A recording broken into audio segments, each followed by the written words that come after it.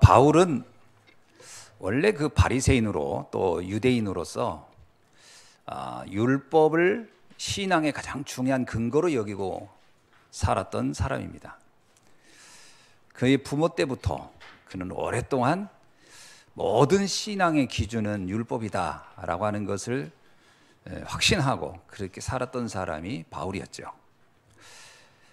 그런데 그렇게 살아봤지만 자신의 내적인 문제와 또 누구보다도 자기 자신을 볼 때 그 율법이 갖는 그 어떤 구원의 능력이라든가 확신들이 바울에게는 와닿지 않았던 것 같습니다.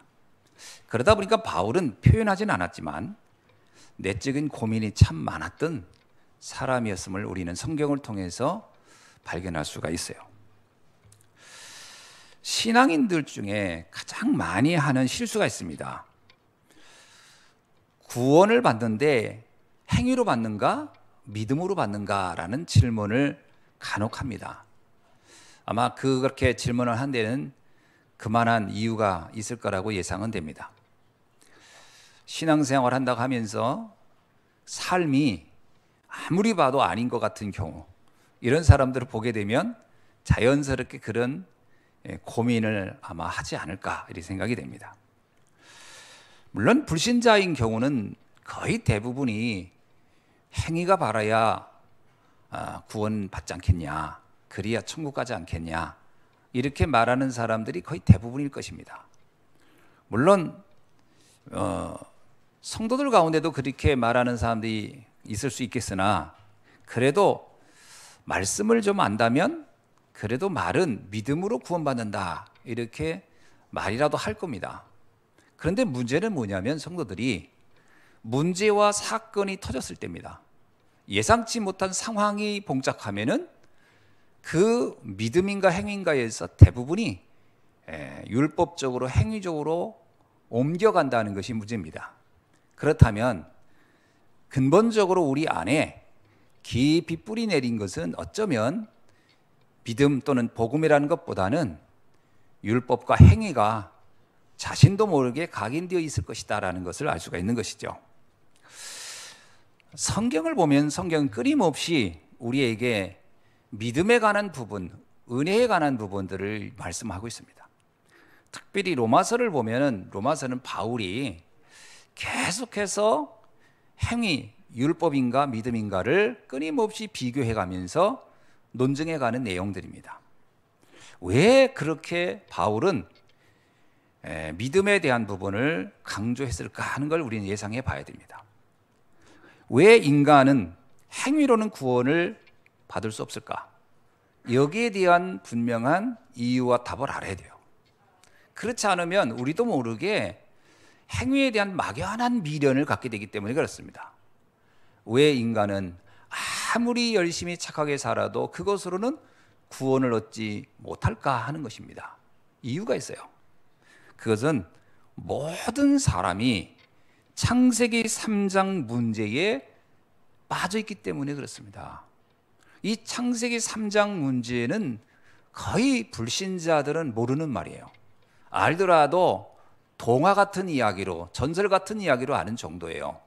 아마 그 얘기는 불신자들도 알 겁니다. 아담과 하와, 선악과.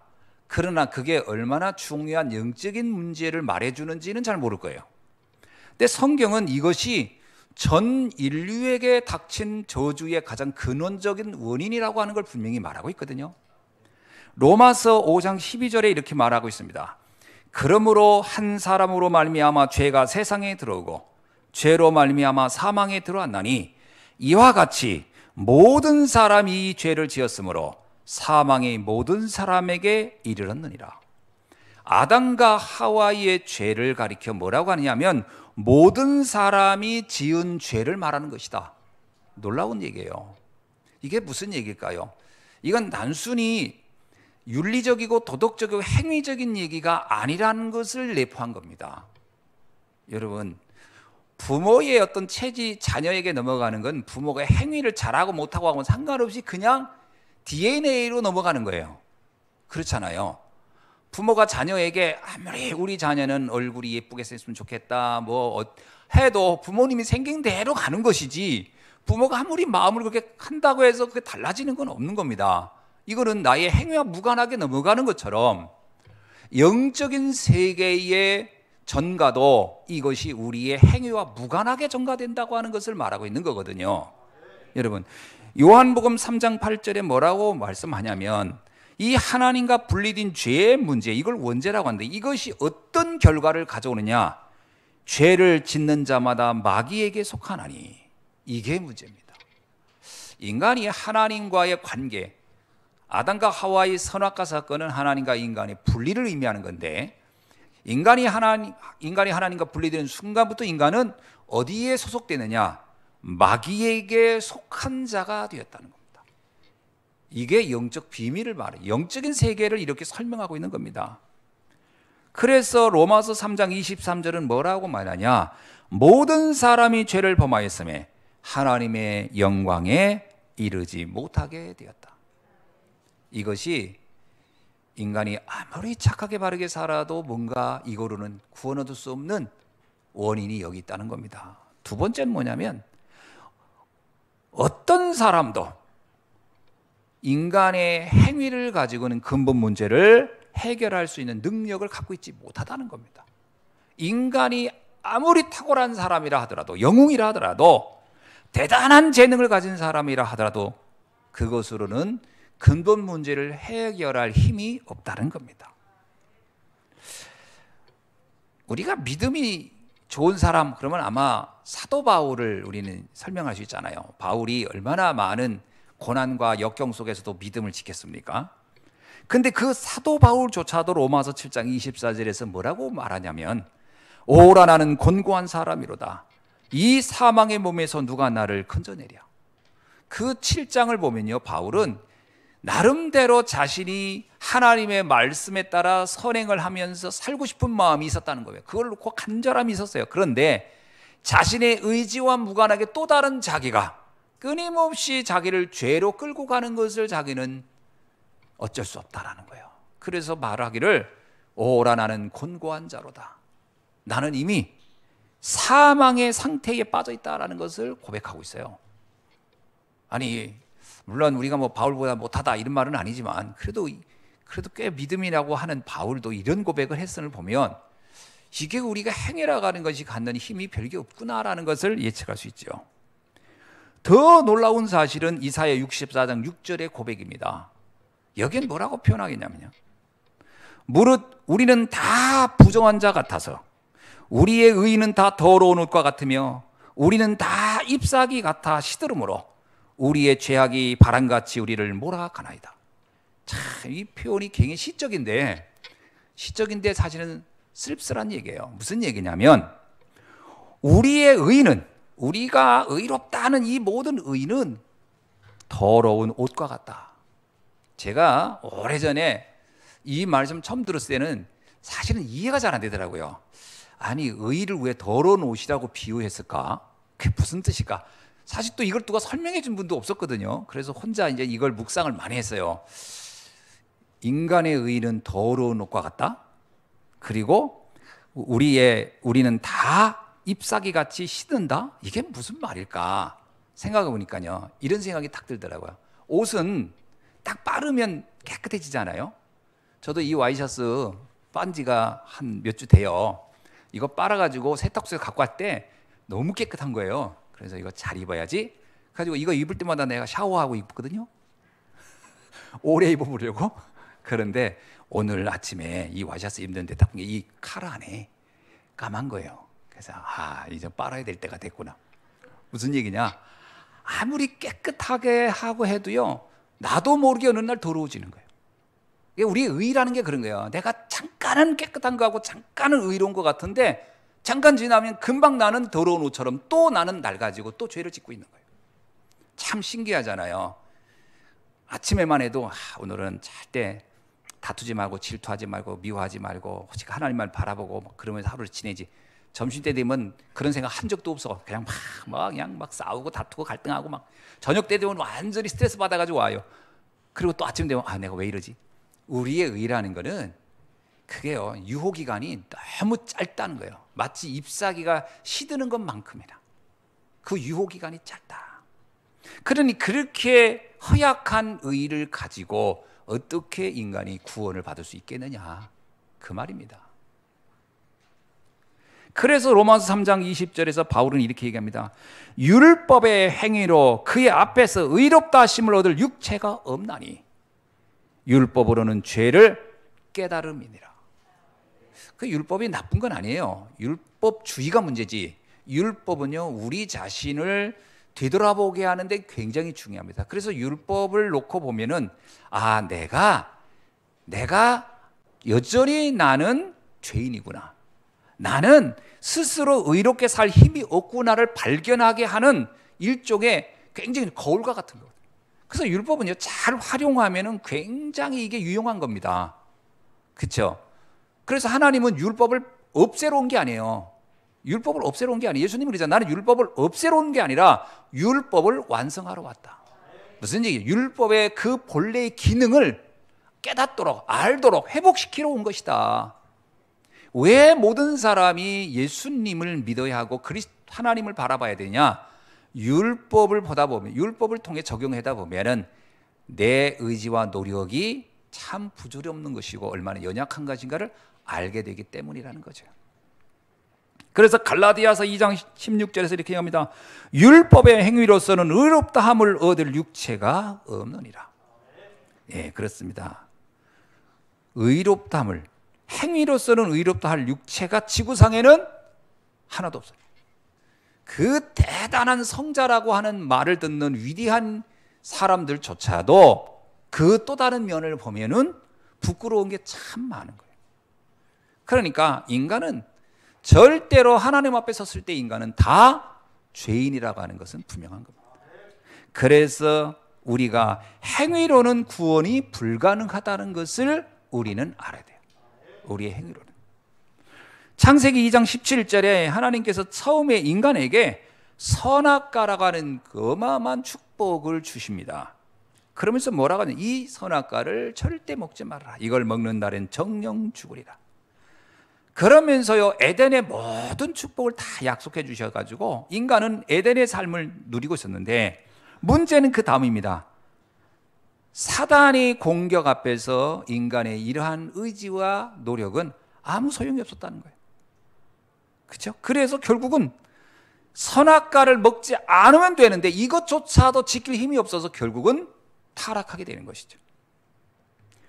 나중에 하나님은 또 인간에게 율법을 줍니다. 광야에서 모세에게 율법을 주거든요. 그 율법을 왜 줍니까? 그걸 통해서라도 하나님을 바라볼 수 있도록 하기 위해서 줬어요. 그러나 그거 역시 또 다 실패하게 됩니다. 에레미야서 31장 31절로 32절에는 이런 말씀이 있어요. 여호와의 말씀이니라. 보라, 날이 이름이 내가 이스라엘 집과 유다의 집에 새 언약을 맺으리라. 새 언약을 맺겠다는 거예요. 왜냐? 이 언약은 예굽 땅에서 인도하여 내던 날 맺은 것과 같지 아니할 것이니. 광야에서 하나님이 구약의 그 율법을 주고 언약을 맺었다는 거예요. 근데 그것하고 다른 언약을 맺어야 되겠다는 거예요. 왜? 뭐라고 얘기하냐면, 내가 그들의 남편이 되었어도 그들은 내 언약을 깨뜨렸느니라. 참, 하나님이 직접 나타나가지고 불기둥과 구름기둥으로 인도하고 막, 그리고 직접 말씀도 주고 막 역사도 나타냈잖아요. 막 만나와 메추라기도 주고, 마치 남편이 가정을 돌보듯이 직접 그냥 여러분 돈 벌면 다 안 해주잖아요. 아닙니까? 다 이렇게 가정 살림은 남편이 다 하잖아요. 이와 같이 내가 너희들의 남편처럼 돼서 너희들의 삶을 다 지켜주고 보호해줬는데, 그러나 너는 나와의 맺었던 언약을 아주 헌시딱처럼 다 깨버렸다. 그래서 나는 새 언약을 맺어야 되겠다. 다시 언약을 맺어야 되겠다. 이렇게 했다. 그 새 언약이 뭐겠어요? 그러니까 옛 언약이 그래서 다 없어졌다는 거예요. 다 의미가 없어졌던 거예요. 옛 언약은 한마디로 말하면 우리의 행위에 근거한 겁니다. 우리의 행위에 근거한 것은 아무리 우리가 잘하려고 해도 그거는 다 실패하고 말았다는 얘기예요. 자, 그래서 왜 행위 언약이 문제가 되느냐? 율법이라는 것은요, 완벽하게 지킬 때만 기능을 나타내는 겁니다. 그죠? 율법은 완벽하게 다 지켜야 그 기능이, 그 구원의 기능을 맞이할 수 있는데, 야고보서 2장 10절에 이런 말씀이 있어요. 누구든지 온 율법을 지키다가 그 하나를 범하면 모두 범한 자가 되노니라. 여러분, 1,000억을 훔친 사람이나 10,000원을 훔친 사람이나 훔친 건 똑같은 거예요. 그러니까 사람을 죽이는 죄를 지었거나 아니면 작은 죄를 지었거나 그 죄라고 하는 건 똑같다는 거예요. 무슨 얘기냐? 우리가 아무리 하나님의 말씀을 완벽하게 지키려고 한다 할지라도 그 중에 하나라도 어기면, 하나도 안 지킨 사람이나 그 하나를 어긴 사람이나 죄인이라는 관점에서는 똑같다.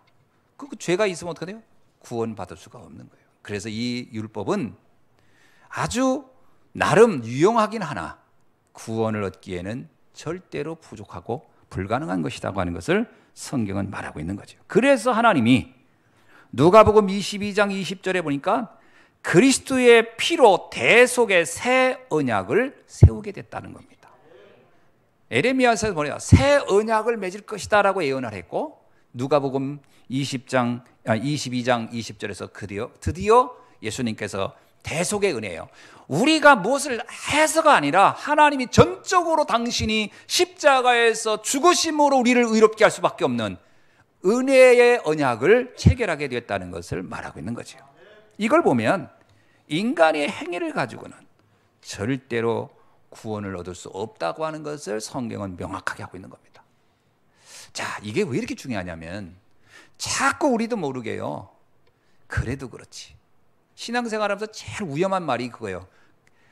믿음이면 됩니다. 그러다가도 그래도 그렇지, 그래도 좀 행동이 있어야지, 이런 얘기를 자꾸 하거든요. 그래도 그렇지가요, 이게 굉장히 위험한 함정입니다. 그거 조심해야 돼요. 오직 믿음으로, 오직 은혜로 구원에 이르는 줄로 믿습니다. 그러니까 우리의 행위라는 것을, 물론 행위는요 상식인 거지 그것이 구원 얻는 조건은 아니라는 걸 여러분이 꼭 기억해야 돼요. 자, 두 번째, 왜 그러면 믿음인가? 인간의 한계를 아시고 하나님은 일방적으로 인생 문제의 답을 주셨습니다. 이게 오직 믿음인 거죠. 창세기 3장 15절이 바로 하나님이 우리에게 주신 새 언약이요 우리에게 주신 축복의 답입니다. 내가 너로 여자와 원수가 되게 하고 내 후손도 여자의 후손과 원수가 되게 하리니 여자의 후손은 내 머리를 상하게 할 것이요 너는 그의 발꿈치를 상하게 할 것이니라. 하나님은 처음부터 에덴의 축복을 회복할 답으로 여자의 후손 곧 그리스도를 우리에게 약속해 주셨던 것이지요. 그래서 이 그리스도의 비밀을 아는 자에게는 그 은혜로 구원에 이르는 축복을 주시기로 한 것입니다. 하나님은 그래서 믿음이라는 새 언약을 맺은 거예요. 믿음은요 사실은 다른 말로 말하면 이것이 바로 새 언약입니다. 요한복음 3장 16절에 이런 말씀이 있어요. 하나님이 세상을 이처럼 사랑하사 독생자를 주셨으니 이는 그를 믿는 자마다 멸망치 않고 영생을 얻게 하려 하심이니라. 하나님이 독생자를 주셨고 그 독생자를 믿도록 하면 믿는 자에게는 영생을 주시겠다. 이것이 하나님이 맺은 새로운 언약입니다. 로마서 5장 8절, 우리가 아직 죄인 되었을 때에 그리스도께서 우리를 위하여 죽으심으로 하나님께서 우리에 대한 자기의 사랑을 확증하셨느니라. 이걸 보면요 하나님의 언약은 일방적이에요. 우리가 뭐 좀 의로울 때 우리와 하나님이 합의하여서 맺어진 게 아니에요. 우리는 죄인일 때, 우리는 아무런 희망이 없을 때 하나님께서 일방적으로 우리를 구원하시기 위하여 그리스도를 보내신 것이죠. 로마서 3장 25절에 보니까 이 예수를 하나님이 그의 피로써 믿음으로 말미암아 화목제물로 세우셨으니 이는 하나님께서 길이 참으시는 중에 전에 지은 죄를 간구하심으로 자기의 의로우심을 나타내셨느니라. 여기서 간구하심이란 말은 덮어서, 그러니까 우리가 죄가 없다고 내가 너를 그렇게 인정하마, 넌 내가 네 죄를 이렇게 찾아내가지고 너희는 절대 구원받을 수 없어. 그래서 내가 죄가 없다고 내가 너를 덮어주마. 하나님께서 우리의 죄를 덮음으로 자기의 의로우심을 나타내셨느니라. 이렇게 이 로마서에 분명히 성경은 전체적으로 은혜에 대한 얘기를 쭉 합니다. 이것을 초대교회가 이것을 가장 중요한 신앙의 내용으로 했고, 그리고 이것을 이 비밀을 알았던 게 뭐냐면 개혁교회입니다. 그래서 종교개혁했던 루터와 그의 개혁주의자들이 오직 믿음으로 우리는 구원 얻는다라고 하니까 로마 교황청에서 여기에 대해서 이런 공격을 했어요. 뭐라고 하냐면 오직 은혜로 오직 믿음으로 구원을 얻는다고 하면 사람들은 선행에 대하여 무관심하게 되고 사악하게 되지 않겠느냐? 어떻습니까? 가장 많은 사람이 질문하는 게 이거거든요. 교황청이 그렇게 공격한 거예요. 야, 은혜로 믿음으로 구원 얻는다고 하면 사람들은 선행에 대해서 관심을 갖지 않을 거야. 그러면 그들은 분명히 더 사악해질 거야. 그게 말이 되는 말이냐? 그러니까 행위가 중요한 거지. 무슨 믿음으로 구원 얻는다고 이 헛소리를 하느냐. 이렇게 교황청이요 종교개혁자들을 공격했던 겁니다. 그러나 답은 어떻죠? 성경을 통해 확인을 해야 돼요. 아니라는 겁니다. 참된 믿음으로 그리스도와 접붙임을 받은 사람은 감사의 열매를 맺지 않을 수 없고 죄와 멀어질 수밖에 없다는 거예요. 무슨 얘기냐? 진짜로 구원의 비밀을 안다면 하나님과 연합된 접붙임을 받은 자들인데, 그 나무에서 돌감나무에서 다른 돌감나무가 참감나무가 열매를 맺게 되어 있다라는 거예요. 우리가 하나님과 만나게 되면 거기에서 우리는 의로운 열매가 맺게 되어 있다. 당연한 겁니다. 여러분이 진짜 그리스도를 알면 알 만큼 우리의 삶은 달라져요. 그렇지 않습니까? 사람 보는 눈도 많이 바뀌지 않았습니까? 저도 진짜 개인적으로 많이 바뀌었어요. 옛날에는 좀 나한테 좀 뭐라고 하면 이상하게 그거 괜히 기분 나쁘고 막 자존심 상하고 막 그래가지고 그랬는데, 좀 철이 들었는지, 철이 든 게 아닙니다. 복음이 들었어요. 복음이 들었는지 아무렇지도 않아요. 그냥 그러니까 그 사람이 영적 문제인가 보다. 저분은 저렇게 생각할 수 있지. 옛날엔 그게 잘 안 되더라고. 그래도 그렇지. 나한테 왜 그래? 막 이렇게 했거든요. 근데 이제 그런 부분이 많이 없어요. 제가 가만히 생각해보면 내 인격은 바뀌지 않았어요. 사실은 내 인격, 내가 노력한 만큼의 인격은 안 바뀌었는데 성령께서 나의 허물을 덮어주시는 것 같아요. 참 감사한 거죠. 그래서 로마서 6장 2절에 이런 말씀을 합니다. 바울이 그럴 수 없다. 죄에 대하여 죽은 우리가 죄 가운데서 살 수 없느니라. 아멘. 그리스도 안에서 우리의 죄가 죽었고 그리스도 안에서 우리가 다시 살았는데 내가 어찌 죄 가운데 또 살 수 있겠느냐? 그럴 일은 없다. 그래서 하나님이 구원을 위하여 우리에게 새로운 법을 준 거죠. 믿음의 법을 세워주신 겁니다. 여러분, 하나님께서 우리와 맺은 언약, 이것은 다른 말로 이거는 일종의 법이라는 거거든요. 그 법은 한번 체결하면은 그것은 반드시 지켜야 됩니다. 예를 들면 지금 우리 앞에 이 도로를 보면 도로 옆에다가 이면도로에다 차를 세울 수가 있어요. 근데 만약에 어느 날 시청에서 여기다가 노란 줄을 거버리면 거기다 차 대면 이제 계속 이제 이건 걸리는 거예요. 그러니까 법이라는 거는 한번 결정을 하면 그 법에 모든 사람이 적용되게 되는. 그래서 이 국회가 이렇게 준 거예요. 법을 만들어 놓으면 만들기 전까지는 뭐 그게 어떨까? 딱 만들어 놓아 보세요. 그러면 다 그거를 지켜야 되는 거야. 안 그러면 범법자가 돼 버리니까. 하나님께서 우리에게 믿음의 법을 정했기 때문에 믿음으로 구원 얻는 것은 하나님의 방법인 겁니다. 로마서 3장 20절째 그런즉 자랑할 데가 어디 있느냐?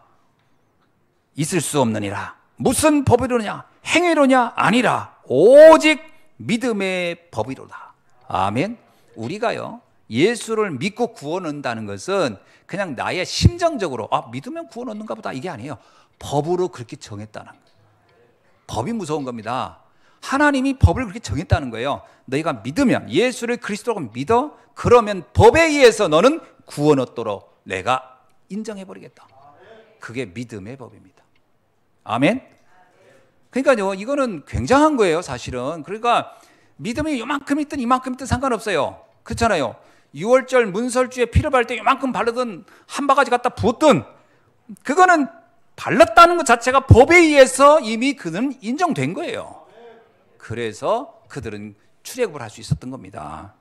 그래서 로마서 8장 2절에 뭐라고 해요? 이는 그리스도 예수 안에 있는 생명의 성령의 법이, 바울은 이 법이란 단어를 참 많이 써요. 왜냐하면 이거는 하나님이 그렇게 규정을 했고 그렇게 정했기 때문에 그렇게 된다라는 거거든요. 생명의 성령의 법이 죄와 사망의 법에서 너를 해방하였음이니라. 생명의 성령의 법이 뭡니까? 그게 바로 믿음의 법이에요. 그 믿음의 법에 따라 너희는 구원을 얻게 된 것이다. 이 부분을 설명하기 위해서요, 사도 바울이 누구를 갖다가 예표로 들어갔냐? 아브라함입니다. 아브라함을 들어서 설명하는 거예요.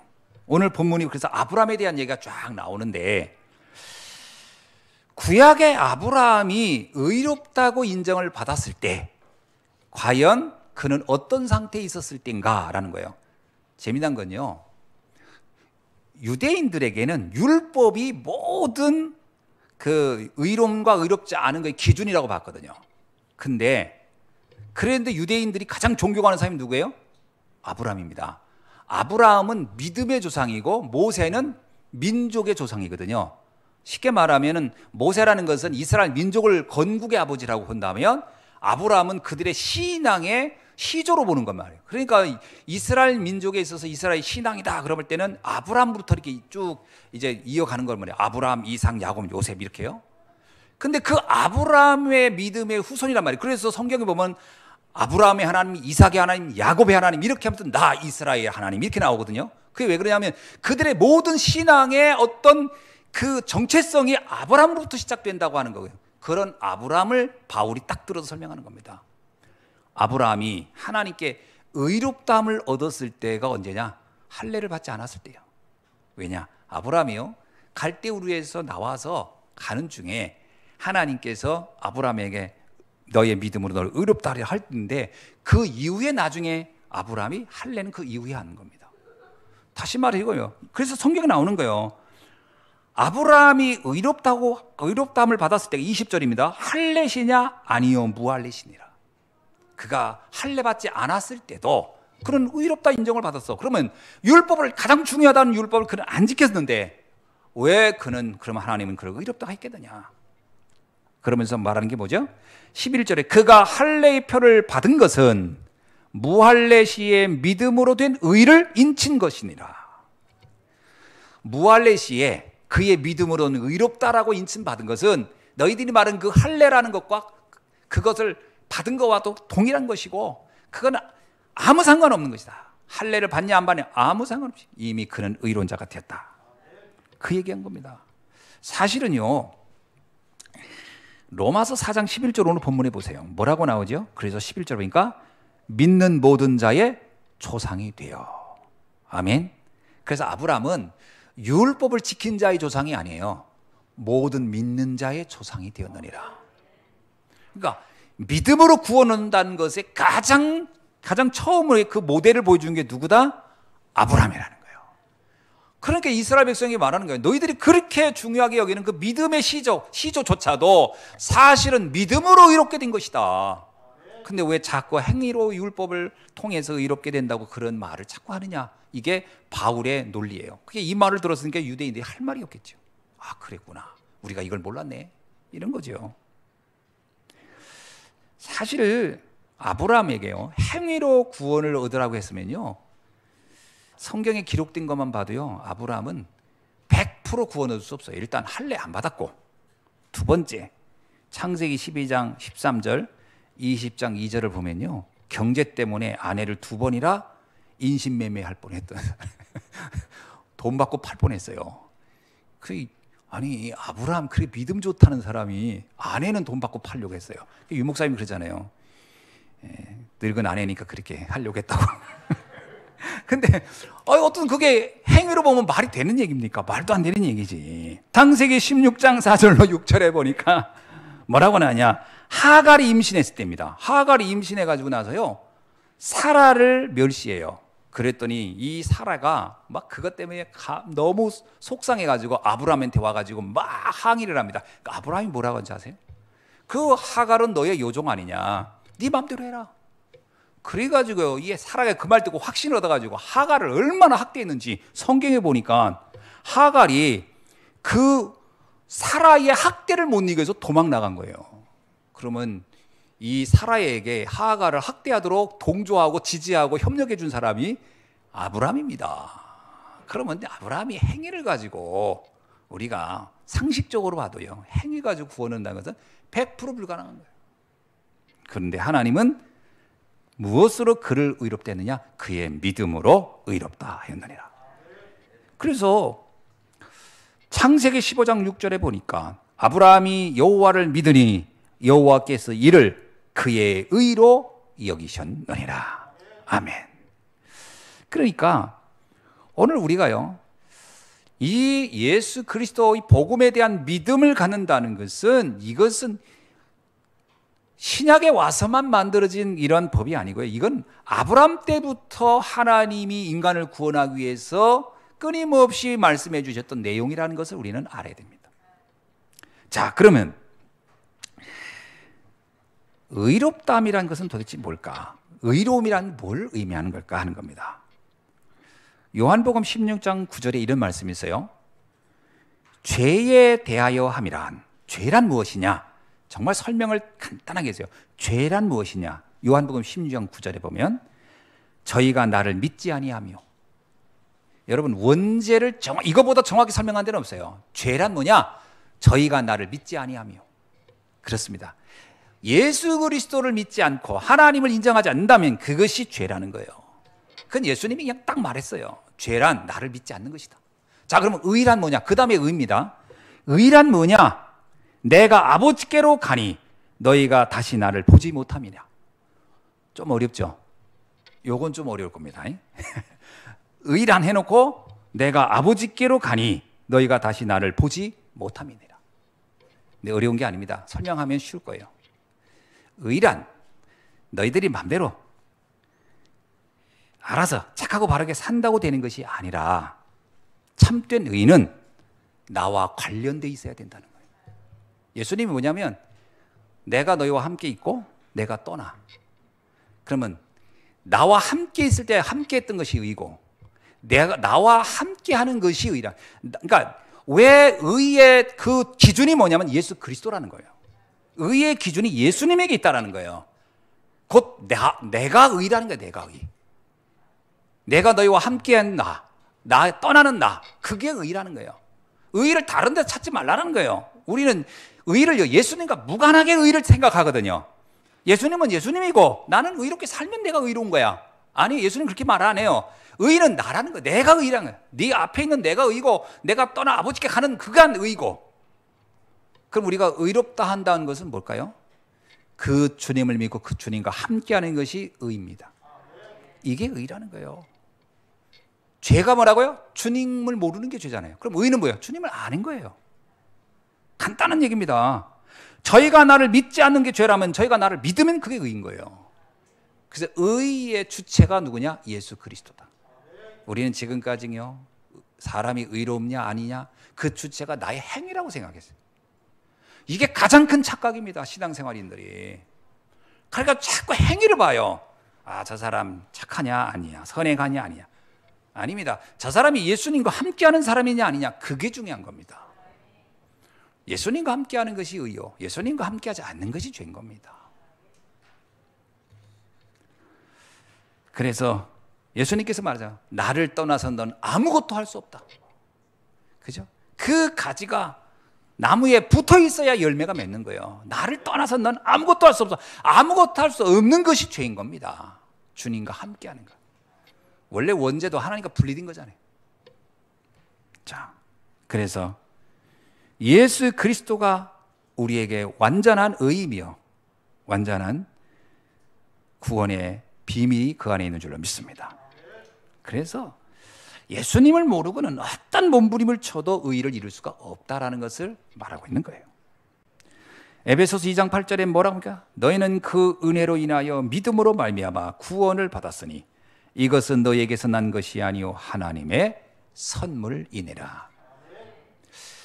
우리의 믿음이 하나님의 선물로 된 것이고, 우리가 예수 그리스도를 믿음으로 우리는 이미 의롭다고 하는 칭함을 받은 줄로 믿습니다. 자, 말씀을 맺습니다.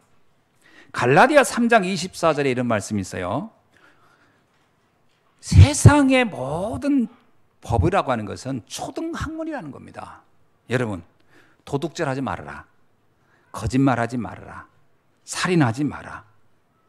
이건 다 좋은 것이고 당연한 거죠. 근데 이거는 상식인 겁니다. 이거는 복음과 상관없이 이건 상식인 거예요. 그렇게 살아야 되는 거예요.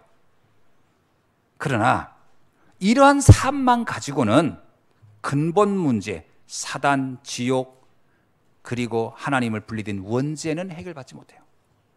사람이 착하다고 해서 사단이 가만히 있습니까? 원래요, 그 영적 문제에 시달리는 사람들을 만나보면요, 착한 사람이 더 많더라고. 아주 독하고 악한 사람일수록 어떤 부분에는요, 그 귀신한테 시달리는 건 덜한 것 같아. 근데 착한 사람이 이상하게 착한 사람이 더 많이 시달려요. 귀신도 알아요. 착한 사람이 가서 마음대로 하기 더 편하다는 걸. 그러니까 선행과는 아무 상관없어요. 영적 문제는. 두 번째입니다. 데살로니가전서 5장 16절로 18절입니다. 이거를 찾아 누려야 돼요. 항상 기뻐할 수밖에 없는 구원의 축복과 그 사명.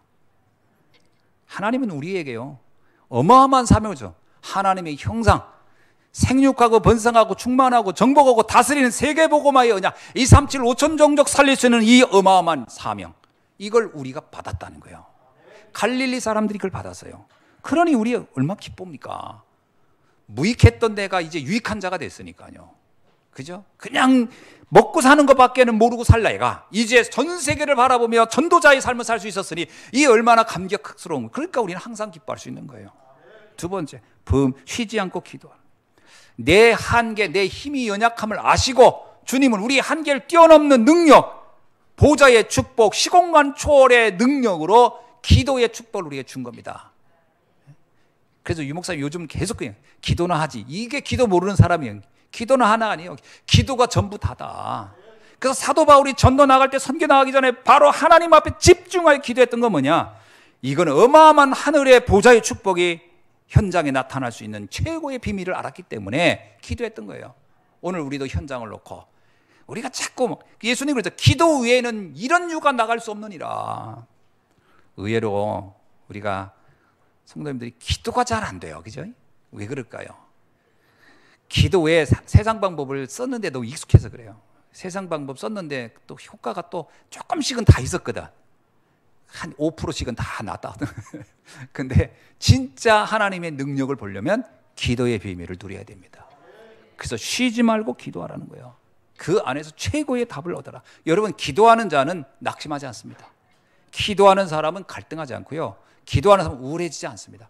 저는 우울한 자와 나 우울증 있는데요, 근데 그분이 엄청 기도하는 사람, 그냥 그런 사람 들어본 적이 없어요. 기도하면 우울증 걸리지 않아요. 진짜 기도를 모르고 하니까 우울한 거지, 진짜 기도는 우울할 수가 없어요. 왜? 하나님의 보좌의 능력을 누리는데 왜 우울합니까? 쉬지 않고 기도하는 축복이 회복되길 주의 이름으로 축원합니다. 세 번째, 범사에 감사하라. 여러분, 하박국서의 그 내용 그대로입니다. 외양간에 양이 없고 소가 없고 아무 상관없어요. 열매가 없어 뭔 상관입니까? 나를 구원하신 그 주님으로 나는 감사하고 기쁘고, 우리의 감사의 근원은 어디냐? 구원 얻은 것, 내 영원한 생명을 얻었다는 것, 이거보다 더 감사할 일이 어디 있어요? 우리는 이미 최고의 응답은 다 받은 줄로 믿습니다. 마지막입니다. 로마서 16장 19절로 20절에 있는 말씀을 우리가 실제 현장에서 체험하기를 바랍니다. 사단을 속히 무릎 꿇게 만드는 거예요. 그 사단을 속히 무릎 꿇게 하는 비밀을 이렇게 써 있습니다. 선한 데 지혜롭고 악한 데 미련하라. 저는 이 문구를 너무 좋아해요. 선한 데 지혜롭고 악한 데 미련하라. 선하다는 게 뭡니까? 하나님과 함께하는 것이 선이에요. 악하다는 건 뭐예요? 하나님과 관계없는 게 악인 거예요. 사람들은 하나님과 관계없는 데는 얼마나 머리가 잘 돌아가는지 몰라요. 그러니까 하나님과 관련된 데는 굉장히 무관심하고 무심해요. 이게 뒤집어져야 돼요. 하나님과 관련된, 복음과 관련된 데는 지혜롭고 하나님과 무관한 것은 대충 좀 하라는 거예요. 거기에 너무 이렇게 잔머리 굴리지 말라는 거예요. 그거 좀 밀어나라는 거예요. 그러면 사단이 속히 우리 앞에 무릎을 꿇으리라. 아멘. 예. 이때부터 네피림의 흐름을 막는, 그야말로 하나님이 어마어마한 네피림의 흐름을 차단한 길목에서 승리할 수 있는 전사의 축복을 누리게 될 줄로 믿습니다. 그래서 우리가 현장 살리는 플랫폼, 파수꾼망, 파수꾼의 망대, 그리고 안테나의 축복이라는 건 뭐죠? 바로 이 복음, 생명 살리는 선한데 지혜로운 자들이 만들어내는 시스템이에요. 이 축복을 여러분이 현장에서 누려야 할 줄로 믿습니다. 그래서 5개 초장, 말씀 운동을 현장에 다 펴지세요. 여러분은 생명 살릴 수 있는 준비가 다 된 사람들이에요. 우리가 받은 복음은 완전한 거예요. 어떤 문제도 다 답이 될 수 있는 게 복음이기 때문에 여러분 그 빔을 이미 가진 줄로 믿습니다. 그래서 237의 빛, 그리고 치유사역, 서밋사역의 주역으로 하나님은 지금 저와 여러분을 부르신 줄로 믿습니다. 오늘도 이 축복을 확인하는 귀한 날 되기를 주님의 이름으로 축원합니다. 기도하겠습니다. 하나님 감사합니다. 오늘 또 우리에게 주신 말씀 붙잡고 정말로 오직 믿음의 축복, 믿음의 능력 가지고 세상 살리는 주역으로 237 전종족 치유와 서밋사역의 주역으로 쓰임받게 하옵소서. 살아계신 주 예수 그리스도의 이름으로 기도하옵나이다. 아멘.